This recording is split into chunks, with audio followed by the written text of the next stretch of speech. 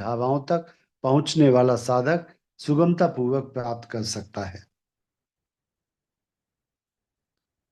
सरस्वती, लक्ष्मी और काली की सिद्धियां पृथक पृथक प्राप्त की जाती हैं।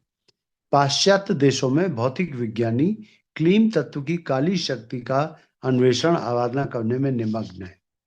जितने भी भौतिक विज्ञानी या फिजिक्स केमिस्ट्री की खोजें हुई हैं, वो सारी खोजें एक तरह से देखा जाए तो ये क्लीम तत्व अर्थात काली शक्ति का अन्वेषण और आराधना है। एक तरह से हम धरती पे जो भी परमाणुमयी सृष्टि है उसका हम एक तरह से दोहन कर रहे हैं। ऊर्जा कहाँ से प्राप्त हो सकती है? तेलों से, मिट्टी के तेल से, nuclear energy, hydro electric power. तो ये सब क्लीन तत्व की काली शक्ति का अन्वेषण और आराधना है। बुद्धिवादी, धर्म प्रचारक, सुधारवादी, गांधीवादी, समाज सेवी, व्यापारी, श्रमिक, उद्योगी, समाजवादी, कम्युनिस्ट, ये स्वीम शक्ति की सुव्यवस्था में, लक्ष्मी के आयोजन में लगे हुए हैं। तो जो लोग भी व्यापारी हैं, जो लोग कम्युनिस्ट लोग हैं, समाजवादी लोग हैं या श्रमिक, ये सब पैसे कमाने के लिए स्वीम शक्ति की सुव्यवस्था में लगे हुए हैं, लक्ष्मी के आयोजन में लगे हुए हैं, अपने परिवार का पालन पोषण करने के लिए पैसा कमाना। योगी, ब्रह्मवेत्ता, अध्यात्मवादी, तत्वदर्शी, भक्त, दार्शनिक, परमार्थी व्यक्ति ह्रीम तत्व की सरस्वती की आराधना कर रहे हैं। ये तीनों ही वर्ग गायत्री की आद्य शक्ति के एक एक चरण के उपासक हैं। गायत्री को त्रिपदा कहा गया है। उसके 3 चरण हैं।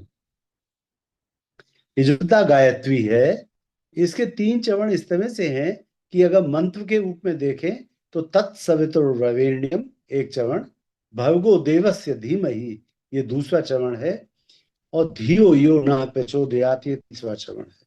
ये त्रिपदा गायत्री हुई। त्रिपदा गायत्री हम लोग इस प्रकार से भी समझ सकते हैं।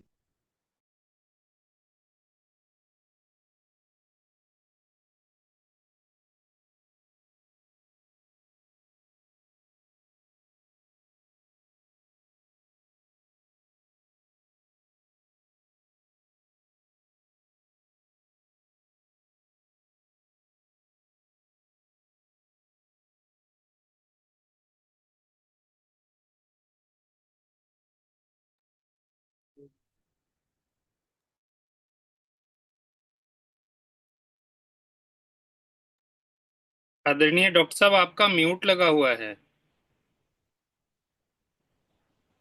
त्रिपदा गायत्री हम इस तरह से भी समझ सकते हैं कि ह्रीम श्रीम क्लीम जो गायत्री के 3 भाग हैं, यही सरस्वती, लक्ष्मी और काली हैं।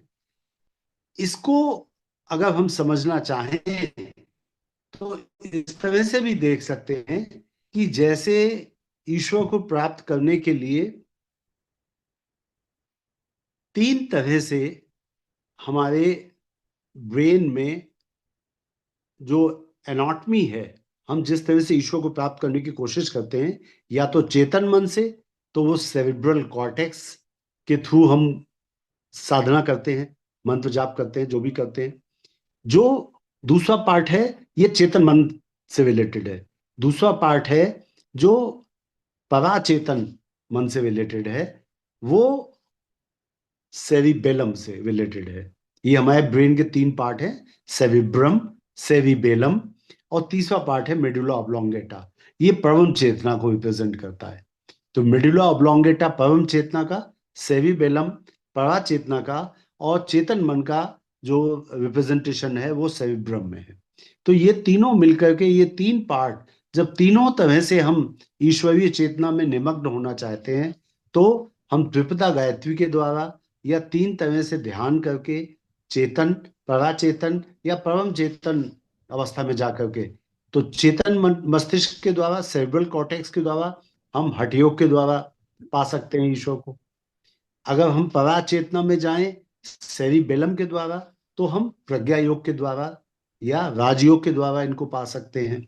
और जब हम ईश्वरीय आध्यात्मिक विभूतियों को पाने के लिए परम चेतना का सहारा लेते हैं, निर्विकल्प समाधि का सहारा लेते हैं, तो मेडुला ऑब्लोंगेटा के द्वारा हम ध्यान में एकाकार होते हैं ईश्वर से। तो ये तीन चरण है त्रिपदा गायत्री के। ये तीन पार्ट है हमारे ब्रेन के, सेरिब्रम, सेरिबेलम और मेडुला ऑब्लोंगेटा। परा और चेतन, परम को जरा एक्सप्लेन करिएगा, परा और डॉक्टर परम। साहब इस कक्षा के पश्चात ये तीनों नाम प्लीज लिख के ग्रुप में सेंड कर दीजिएगा। मैं आपको श्रद्धेय डॉक्टर साहब का एक ध्यान भेज दूंगा। उस हम्म। ध्यान में अगर आप सुनेंगे तो आपको मानव मन के साथ त्रिपदा गायत्री का जो एसोसिएशन है वो इतना अच्छा समझाया है श्रद्धेय डॉक्टर साहब ने। एक एक पार्ट अच्छे से क्लियर किया उन्होंने। उन्होंने कहा है कि माँ गायत्री को या परमात्मा को पाने के तीन तरीके हैं। जैसे ये त्रिपदा गायत्री की बात हो रही है, उन तीन तरीकों में हठ योग है, राजयोग है जिसे हम लोग पतंजलि का अष्टांग योग भी कहते हैं, और तीसरा निर्विकल्प समाधि के द्वारा। तो चेतन मन सेरिब्रल कॉर्टेक्स के द्वारा, हठ योग के द्वारा। परा चेतन मन या पैरा साइकोलॉजी जो है उसको सेरिबेलम के द्वारा, राजयोग के द्वारा। और परम चेतना को प्राप्त करने के लिए निर्विकल्प समाधि के द्वारा, या हम इसको इस तरह से कह सकते हैं कि ये परम चेतना का जो ज्ञान हम प्राप्त करते हैं ये मेडुला ऑब्लोंगेटा से। परम चेतना, परा चेतना और चेतन मन, हठ योग, राजयोग और निर्विकल्प समाधि, इन तीनों के द्वारा, त्रिपदा गायत्री के द्वारा हम परमात्मा तक पहुंच सकते हैं। डॉक्टर साहब थोड़ा व्यवधान कर रहा हूँ। ये जो जी निर्विकल्प समाधि आप बता रहे हैं ये तो बहुत अंतिम स्टेज है ना। हाँ, ये भैया, पराकाष्ठा है ये मैं आपको अभी, जी ये तो पराकाष्ठा हुई ना, साधना की जी भैया, पराकाष्ठा आएगी। हाँ हाँ बिल्कुल, साधना की। लेकिन ये जो तरीका है, इसमें हम अपने ब्रेन के अलग अलग पार्ट्स के द्वारा अलग अलग रास्ते से और अलग अलग तरह से ईश्वर को प्राप्त करते हैं। जो हठ योगी होते हैं, जैसे ये पायलट बाबा वगैरह, या ये महर्षि हिमालयन इंस्टीट्यूट वाले महर्षि राम, ये क्या करते थे, इनका हृदय चल रहा है, कहते थे देखो मेरे एक हाथ में पल्स आएगी, एक हाथ में नाड़ी की गति रोक लूंगा, एक अंगूठा गर्म हो जाएगा, एक ठंडा हो जाएगा, या 6 महीने के लिए सांस रोक के, हृदय रोक करके मैं जमीन में गाड़ दो मुझे, उसके 6 महीने बाद मैं निकल आऊंगा। तो इस तरह के जो कर्तव्य हैं हठ योग के, ये हम अपने सेरिब्रल कॉर्टेक्स पे नियंत्रण प्राप्त करके तब हम दिखा सकते हैं। दूसरा, पराचेतना में हम जब राजयोग का आश्रय लेकर के, तो ये सेरिबेलम के द्वारा हम अपना प्राप्त करते हैं। और तीसरा जो मेडुला ऑब्लोंगेटा है, ये निर्विकल्प समाधि, और ये आप एक तरह से एकाकार हो जाते हैं परम चेतना से। तो परम चेतना, परा चेतना और चेतन मन, पर गुरुदेव ने ये तो कई जगह हठयोग के लिए साफ साफ मना ही लिखा मना है। मना किया है। हाँ, उन्होंने कहा, देखिए मना करने के उनके जो लाइन लिखी हुई है गायत्री की उच्च स्तरीय 5 साधनाओं में, उन्होंने कहा है प्राचीन काल में ऐसे गुरु होते थे जो आपको सीधे सीधे गाइड कर सकते थे। प्राचीन काल में शरीर ऐसे होते थे जो अच्छा अन्न खा करके, बिना पेस्टिसाइड वाला, बिना नुकसानदेह केमिकल्स वाला अन्न खाते थे वो लोग। तो कठिन हठ योग वाली साधनाएं करते थे। आजकल के गृहस्थ लोग, जिनके शरीर में दम नहीं है, जिनको कोई गाइड करने वाला नहीं है, वो लोग हठ योग जैसी साधनाएं ना करें, क्योंकि ना तो गाइड है, ना शरीर में इतनी ताकत है। इसीलिए गुरुदेव ने वो हाँ। पुस्तक लिखी है कि गायत्री की उच्च स्तरीय 5 साधनाएं जो निरापद है और घर में रह करके की जा सकती हैं। तो गुरुदेव लिख रहे हैं, पाश्चात्य देशों में भौतिक विज्ञानी क्लीम तत्व की काली शक्ति का अन्वेषण, आराधना करने में निमग्न है।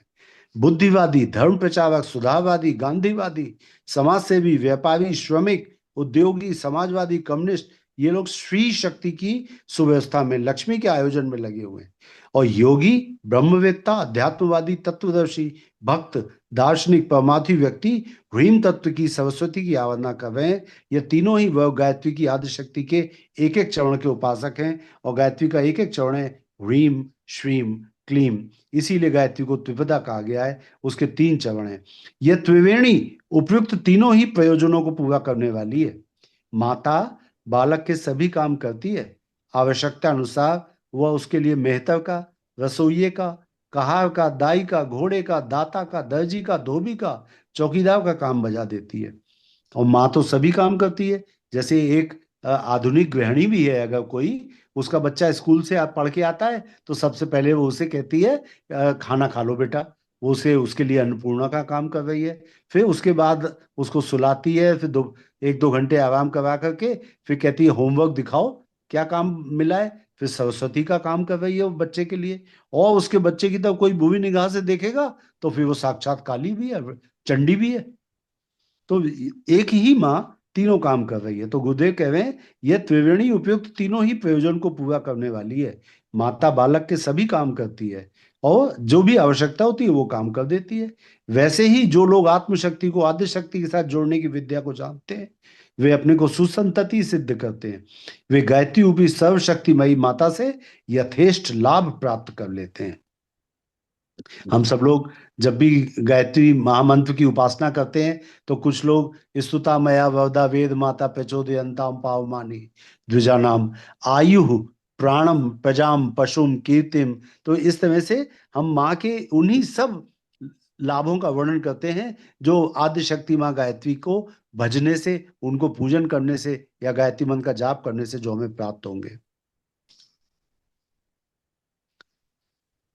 संसार में दुखों के 3 कारण हैं, अज्ञान, अशक्ति और अभाव।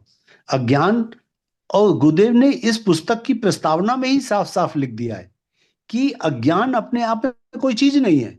अगर ज्ञान का अभाव है तो वो अज्ञान है। आप एक बात अच्छे से सोच के देखिए, क्या अंधेरा अपने आप में कोई चीज है? कुछ नहीं। प्रकाश का अभाव अंधेरा है। तो अगर कहीं पे अंधेरा है तो वहां पे क्या करना पड़ेगा? केवल प्रकाश लाना पड़ेगा। प्रकाश आप वहां पे उत्पन्न कर दीजिए, अंधेरा अपने आप भाग जाएगा। क्योंकि अंधेरा अपने आप में कोई चीज नहीं है जिसको हटा करके प्रकाश लाना पड़े। केवल प्रकाश की उपस्थिति ही अंधेरे को भगा देगी। तो गुरुदेव कह रहे हैं संसार में दुखों के 3 कारण हैं, अज्ञान, अशक्ति और भाव। इन 3 दुखों को गायत्री की सूक्ष्म प्रकृति की तीनों धाराओं के सदुपयोग से मिटाया जा सकता है। ह्रीम अज्ञान को, श्रीम अभाव को, क्लीम अशक्ति को दूर करती है। भारतीय सूक्ष्म विद्या विशेषज्ञों ने सूक्ष्म प्रकृति पर अधिकार करके अभीष्ट आनंद प्राप्त करने के जिस विज्ञान का आविष्कार किया था वह सभी दृष्टियों से असाधारण और महान है। उस आविष्कार का नाम है साधना। साधना से सिद्धि मिलती है। गायत्री साधना भी अनेक सिद्धियों की जननी है। गायत्री साधना से शक्ति कोशों का उद्भव। अब गुरुदेव हमें अगली पंक्तियों में ये बता रहे हैं कि जब हम गायत्री साधना करते हैं तो उससे शक्ति कोश कैसे जागृत हो जाते हैं। पिछले पृष्ठों में लिखा जा चुका है कि गायत्री कोई देवी देवता, भूत पलित आदि नहीं, वरन ब्रह्म की स्फुरणा से उत्पन्न हुई आदि शक्ति है जो संसार के प्रत्येक पदार्थ का मूल कारण है और उसी के द्वारा जड़ चेतन सृष्टि में गति, शक्ति, प्रगति, प्रेरणा एवं परिणति होती है। जैसे घर में रखे हुए रेडियो यंत्र का संबंध विश्वव्यापी ईथर तरंगों से स्थापित करके देश विदेशों में होने वाले प्रत्येक ब्रॉडकास्ट को सरलतापूर्वक सुन सकते हैं, उसी प्रकार आत्मशक्ति का विश्वव्यापी गायत्री शक्ति से संबंध स्थापित करके सूक्ष्म प्रकृति की सभी हलचलों को जान सकते हैं और सूक्ष्म शक्ति को इच्छानुसार मोड़ने की कला विदित होने पर सांसारिक, मानसिक और आत्मिक क्षेत्र में प्राप्त हो सकने वाले सभी संपत्तियों को प्राप्त कर सकते हैं। जिस मार्ग से ये सब हो सकता है उसका नाम है साधना। साधना अपने आप की, उपासना ईश्वर की। तो साधना में करना क्या पड़ता है? अपने प्राण शक्ति के जो स्रोत हैं, अपने शरीर में जो शक्ति है, उस शक्ति को, ये जिसे हम बायो इलेक्ट्रिसिटी या बायो करंट कह सकते हैं, ये प्राण शक्ति है। अपनी प्राण शक्ति का जो वाइब्रेशन है, हमको उसकी वाइब्रेशन की संख्या और जो ईश्वरीय शक्ति है जिससे हम संबंध स्थापित करना चाहते हैं, उसके वाइब्रेशन की संख्या यदि सम होती है, हम दोनों को अगर एक ही फ्रीक्वेंसी पे वाइब्रेट कर रहे हैं तो ईश्वरीय शक्ति से हमारा संबंध तत्काल हो जाता है। जैसे आप अपना ट्रांजिस्टर ऑन करते हैं और उसमें जिस फ्रीक्वेंसी के रेडियो स्टेशन को सुनना है उतनी ही फ्रीक्वेंसी अपने ट्रांजिस्टर की सेट कर देते हैं, तो उस रेडियो स्टेशन से जो ब्रॉडकास्ट हो रहा है वो आपको सुनाई पड़ने लगता है। तो जब आप ईश्वर की शक्ति से जुड़ जाएंगे तो ईश्वर की शक्ति से जुड़ने पर क्या होगा कि आप ईश्वर के अंदर जितना ज्ञान है जो आनंद है वो आपको तत्काल प्राप्त होने लगेगा और आप भी उसी प्रफुल्लित आनंदमयी स्टेज में आ जाएंगे जिसे हम कहते हैं कि ब्रह्मानंद की प्राप्ति हो गई। कई व्यक्ति सोचते हैं हमारा उद्देश्य ईश्वर प्राप्ति, आत्मदर्शन और जीवन मुक्ति है, हमें गायत्री के सूक्ष्म प्रकृति के चक्कर में पड़ने से क्या प्रयोजन है, हमें तो केवल ईश्वर आराधना करनी चाहिए। ऐसा सोचने वालों को जानना चाहिए कि ब्रह्म सर्वथा निर्विकार, निर्लेप, निरंजन, निराकार, गुणातीत है। जो ईश्वर है, जो परम पिता परमात्मा है, जो परमेश्वर है, परब्रह्म है, उसे किसी से कोई मतलब नहीं। हाँ, इच्छा एक जरूर हुई थी उसके मन में, एको हम बहुत श्यामी, वही इच्छा हमारी माँ गायत्री बन गई। वही इच्छा, वही स्फुरणा, वही परब्रह्म परमात्मा की शक्ति केवल हमारे और परमात्मा के बीच का एक कनेक्टिंग पॉइंट है। ये बात आप सदैव याद रखिएगा। कभी भी ऐसा नहीं हो सकता कि आप डायरेक्ट परमात्मा को पाएं। गुरुदेव ने इसी पुस्तक में लिखा हुआ है कि हम ब्रह्म का साक्षात्कार भी गायत्री के गायत्री के गर्भ में गर्भ पहुंच, से। हाँ, गायत्री के गर्भ में जाकर के कर सकते हैं। तो परमात्मा वह न किसी से प्रेम करता है न द्वेष, वह केवल दृष्टा एवं कारण रूप है। उस तक सीधी पहुंच नहीं हो सकती क्योंकि जीव और ब्रह्म के बीच सूक्ष्म प्रकृति या एनर्जी का सघन आच्छादन है। इस आच्छादन को प्राप्त करने के लिए प्रकृति के साधनों से ही कार्य करना पड़ेगा। मन, बुद्धि, चित्त, अहंकार, कल्पना, ध्यान, सूक्ष्म शरीर, षट चक्र, इष्ट देव की ध्यान, प्रतिमा, भक्ति, भावना, उपासना, व्रत, अनुष्ठान, साधना, ये सभी तो माया निर्मित ही है। इन सब को छोड़कर ब्रह्म प्राप्ति किस प्रकार होनी संभव है? क्योंकि हम लोग जब तक इस शरीर में हैं, मानव शरीर में हैं, तब तक हमें इस माया निर्मित प्रकृति का सहारा लेकर के ही ब्रह्म को पाना पड़ेगा। जैसे ऊपर आकाश में पहुंचने के लिए वायुयान की आवश्यकता पड़ती है, वैसे ही ब्रह्म प्राप्ति के लिए भी प्रतिमा मूलक आराधना का आश्रय लेना पड़ता है। एक बार एक संत से किसी ऐसे व्यक्ति ने बात करी जो ब्रह्म को मानता नहीं था। उसने कहा आप ब्रह्म की पूजा करते हैं, मूर्ति पूजा करते हैं, ये सब तो बेकार है। तो उसने कहा बेकार क्यों है? उसने कहा बताइए कि इससे क्या फायदा होगा। उन्होंने कहा हाँ, आपको कानपुर से लखनऊ तक जाना है, आप एक बस में बैठे, बस चल दी, बस लखनऊ पहुंची, वहां पे आप उतर गए। बोले आपके जैसे लोग ये देख के कह सकते हैं अबे बस में बेकार बैठे, पहले आप चढ़े फिर उतर गए, लेकिन आपने ये नहीं देखा कि हम कानपुर से लखनऊ तक पहुंच गए। हम जब किसी प्रतिमा का आश्रय लेकर के पूजा करते हैं तो हम अपना ध्यान उस पर जमाने की अभ्यास कर रहे हैं। हम उस प्रतिमा का आश्रय लेकर के प्रतिमा का जो रूप है, तो अब आप यहाँ पे ये ध्यान करिए कि रूप क्या है। रूप तन्मात्रा है अग्नि तत्व की, और अग्नि तत्व प्रधान देव होते हैं। जो हमारे मनुष्य लोग हैं, ये मनुष्य तो पृथ्वी तत्व प्रधान है। मनुष्य तो पृथ्वी तत्व प्रधान हमारा शरीर है। और जब हम अग्नि तत्व की साधना करते हैं तो अग्नि तत्व प्रधान देवता होते हैं। जब हम देवताओं के रूप का आश्रय लेते हैं तो रूप तन्मात्रा है अग्नि तत्व की, और इसकी ज्ञानेंद्रिय है आंखें। जब आंखों के द्वारा माँ गायत्री के चित्र का ध्यान करते हैं, माँ गायत्री को देखिए थोड़ी देर, आंखें बंद करिए, उस रूप का ध्यान करिए अपने चित्त में, तो ये आप अग्नि तत्व का ध्यान कर रहे हैं। और ये गुरुदेव ने अपने साहित्य में लिखा है, जब हम अग्नि तत्व का ध्यान करते हैं तो ये देवताओं का ध्यान होता है।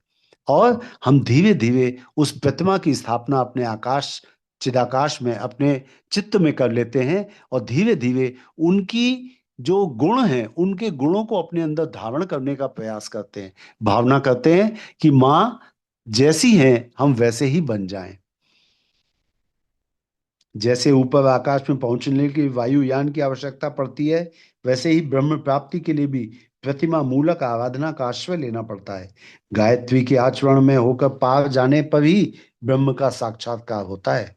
सच सच तो यह है कि साक्षात्कार का अनुभव गायत्री के गर्भ में ही होता है। इससे ऊपर पहुंचने पर सूक्ष्म इंद्रियां और उनकी अनुभव शक्ति भी लुप्त हो जाती है। इसलिए मुक्ति और ईश्वर प्राप्ति चाहने वाले भी गायत्री मिश्रित ब्रह्म की राधे श्याम की, सीताराम, लक्ष्मी नारायण की ही उपासना करते हैं। निर्विकार ब्रह्म का सायुज्य तो तभी होगा जब ब्रह्म बहुत से एक होने की इच्छा करेगा। मैंने आपसे पहले भी यही बात कही थी कि अपने आप बिना कुछ किए ब्रह्म से जुड़ना तो तभी संभव होगा जब अरबों अरबों साल के बाद कभी हमारे परम पिता परमात्मा का मन होगा कि मैं बहुत हो गया, अब मैं बहुत से एक हो जाऊं। जिस दिन उनका बहुत से एक होने की इच्छा होगी, तब हमारा ब्रह्म से सायुज्य होगा।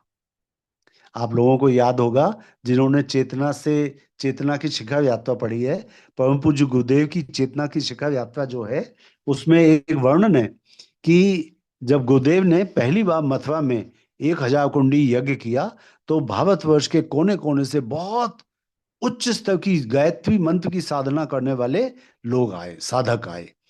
उस यज्ञ में केवल उन्हीं को आने की अनुमति थी जिन्होंने साल भर से ज्यादा गायत्री मंत्र का जाप किया हो लगातार।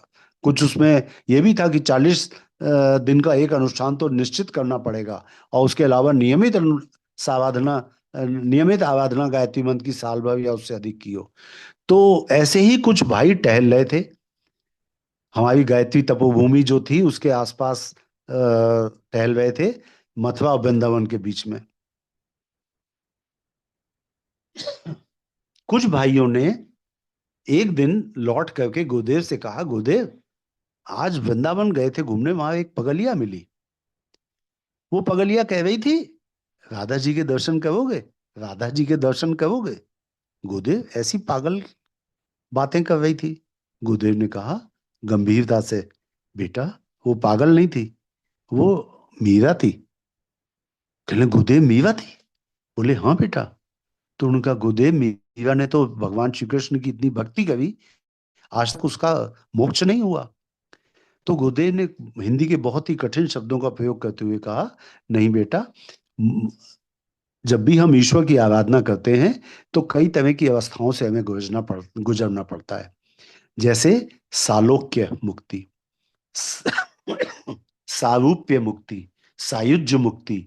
तो अभी सारूप्य मुक्ति मिली है मीरा जी को, और सायुज्य मतलब जैसे राधा और कृष्ण एक हो गए, युग्म हो गया उनका, उस तरह की मुक्ति अभी नहीं मिली उनको।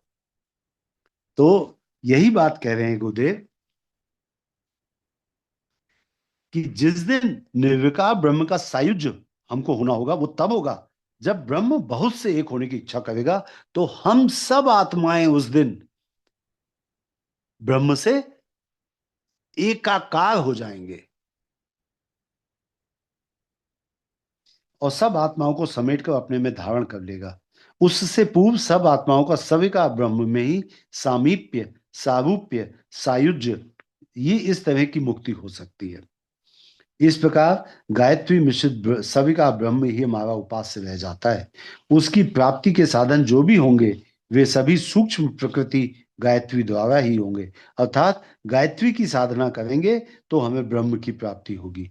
इसलिए ऐसा सोचना उचित नहीं कि ब्रह्म प्राप्ति के लिए गायत्री अनावश्यक है।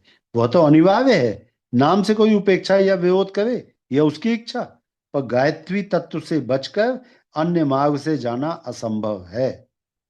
अर्थात आप किसी भी देवी शक्ति की साधना करें, चाहे वो माँ राधा हो, चाहे सीता हो, चाहे आप पार्वती जी की उपासना करें, चाहे लक्ष्मी जी की, लेकिन वो हैं तो गायत्री के ही रूप।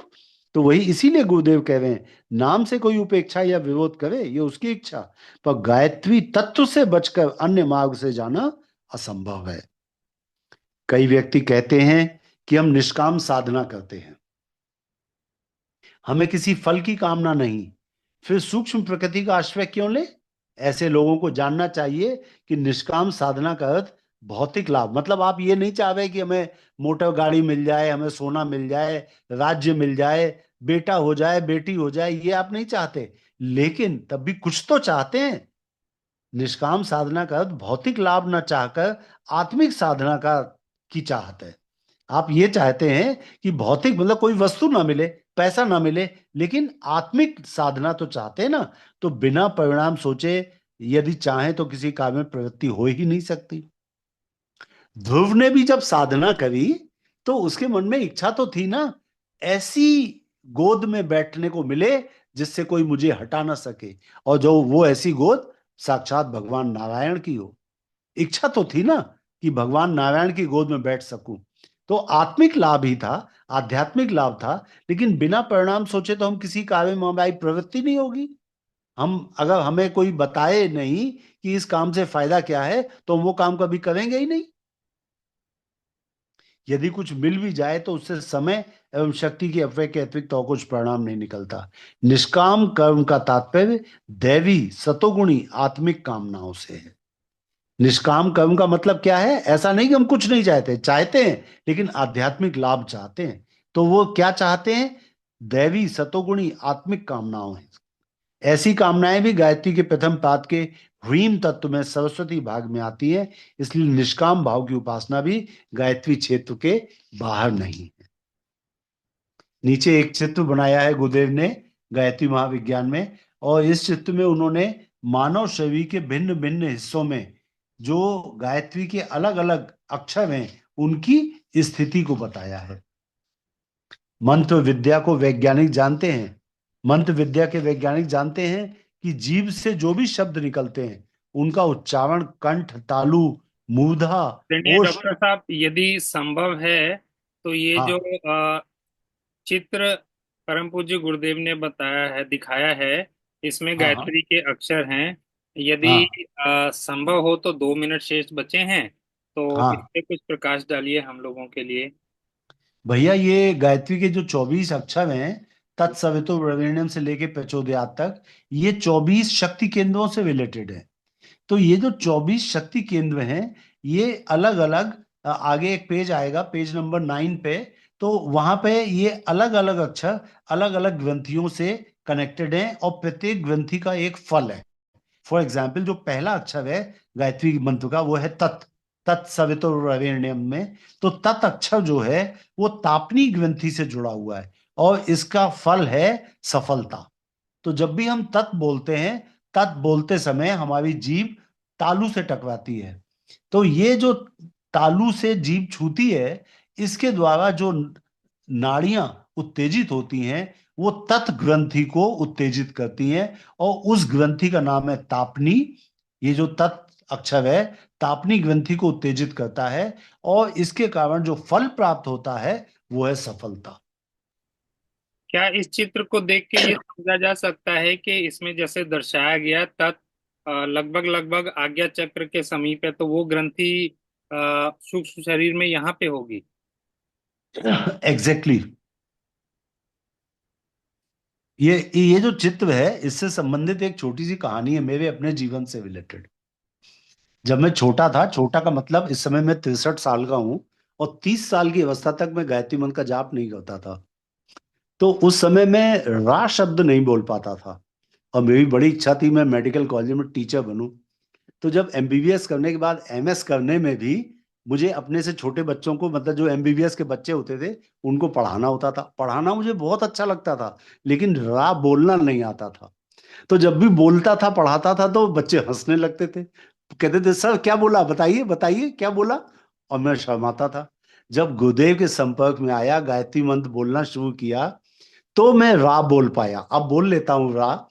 लेकिन यहाँ पे एक बात आपको बता सकता हूं कि जो रा अक्षर है गायत्री मंत्र का, वो हमारे शरीर में रेवती ग्रंथि से कनेक्टेड है, और ये रेवती ग्रंथि का फल है प्रेम। तो 30 साल की एज तक मुझे किसी से प्रेम नहीं होता था। मतलब कोई, मेरे माता पिता की डेथ हो गई, मेरी एक बहन की डेथ हो गई, मेरे एक आंसू नहीं निकला, मुझे आज तक याद है। और विवाह के बाद एक दिन मेरी पत्नी ने मुझसे पूछा, बहुत दिन हो गए थे, बोले अब तो आपको हमसे प्रेम हो गया होगा। मैंने कहा अभी नहीं हुआ, जब बहुत दिन साथ रह लेंगी तब होगा। तो संगीता आप कभी कभी कहती है मुझे तो डर लगा, मैं कैसे आदमी से शादी कर ली मैंने। तो जब गायत्री मंत्र का जाप करना शुरू किया, तो वो भावना, प्रेम की भावना भी डेवलप हुई। अब मुझे अपने गायत्री परिवार के लोग भी अपने भाई बहन लगते हैं, और पत्नी से जैसा एक प्रेम होना चाहिए, सम्मानजनक व्यवहार के साथ साथ, वो सब भी है। लेकिन ये गायत्री मंत्र का फल है। तो गुरुदेव ने इसी में आगे हम लोग पढ़ेंगे कि जब कोई व्यक्ति कोई अक्षर बोल नहीं पाता तो आप ये जान लें उस अक्षर से संबंधित ग्रंथि उसकी वीक है या उसमें ऊर्जा नहीं है, और उससे संबंधित जो फल है वो उसको प्राप्त नहीं होगा। तो जो यहाँ लोग पे मुझे हकलाते हैं, डॉक्टर साहब एक चीज स्पष्ट हो रही है, आप उसको मतलब वो बताइएगा कि सही है कि नहीं।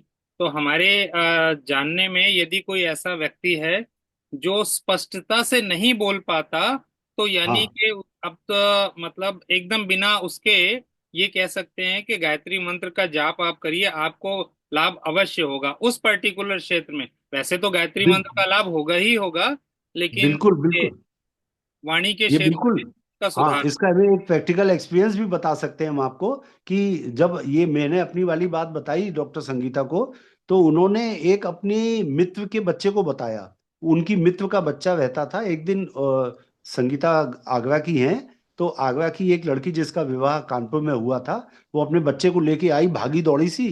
तो संगीता ने कहा कभी आती भी नहीं हो घर में तुम तो, बहुत बहुत दिन हो जाते हैं। तो बोली क्या कहूँ दीदी, ये जो बच्चा है ना, अपने साथ वो 3-4 साल का बच्चा लिए थी, ये बच्चा है ना, ये साफ बोलना नहीं जानता है, और इसको मैं स्पीच थेरेपिस्ट के पास लेके जाती हूँ। और वो स्पीच थेरेपिस्ट के पास लेके जाती हूँ, उसी में बहुत समय निकल जाता है। तो डॉक्टर संगीता ने उसको मंत्र बॉक्स दिया और कहा कि गुरुदेव की आवाज में जो गायत्री मंत्र है, वो उसके साथ इस बच्चे को गायत्री मंत्र बुलवाना सिखाओ। 1-2 महीने के बाद वो बच्चा आया, डॉक्टर संगीता के पास जाके खड़ा हुआ और इनकी साड़ी पकड़ के खींचने लगा और कहता है ए अब हम सब बोल लेते हैं। कितनी प्रसन्नता के साथ उसने कहा। बहुत तो सुंदर। आप भी एक मंत्र बॉक्स गुरुदेव की आवाज का दे दीजिए किसी भी बच्चे को जो साफ नहीं बोल पाता हो, और और आप उनको ये देखिए। कहना है कि सस्वर उच्चारण करेंगे, जैसे हम लोग हाँ, तो बोलना पड़ेगा, हैं सस्वर सस्वर उच्चारण उच्चारण। करना पड़ेगा, और गुरुदेव की आवाज में जो गायत्री मंत्र है उसके साथ साथ करना पड़ेगा।